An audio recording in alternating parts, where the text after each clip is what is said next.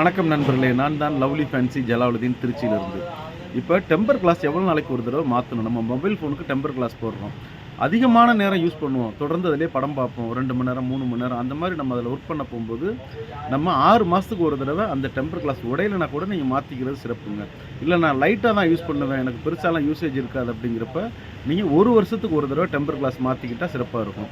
இல்லை நான் 2 வருஷம், 3 வருஷம் அப்படியே உடையாமல் இருக்குது அப்படின்னு மாற்றாமல் இருந்தீங்கன்னா என்ன ஆகும் அப்படின்னா, நம்ம ஃபோன் யூஸ் பண்ண ஃபோனில் வந்து மைல்டாக ஹீட் ஆகும். அந்த ஹீட் வந்து டெம்பர் கிளாஸ் மேலே ஒரு லேயர் மாதிரி இருக்கும்.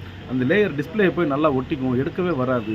கடைசியில் நம்ம பிச்சு எடுக்கிற மாதிரி இருக்கும். அந்த மாதிரி எடுக்க போகும்போது நம்மளோட டிஸ்பிளேயை சேர்த்து பிச்சுக்கிட்டு வந்துடும். அதனால் கூடுமானவரை அதிகமாக யூஸ் பண்ணுறவங்க 6 மாதத்துக்கு ஒரு தடவையும், மைல்டாக யூஸ் பண்ணுறவங்க 1 வருஷம் ஒரு தடவையும் நீங்கள் டெம்பர் கிளாஸ் மாற்றிக்கிற சிறப்பு. உடையலைனா கூட பரவாயில்ல, மாற்றிக்குங்க. ஏன்னா ஒரு சின்ன செலவோடு போயிடும். ஒருவேளை அது நல்லா ஒட்டி எடுக்க முடியாமல் போய் டிஸ்பிளேயோட பிச்சுக்கிட்டு வந்துச்சுன்னா உங்களுக்கு செலவு அதிகமாகிடும். அதனால் கவனமோடு இருக்கும். நன்றி.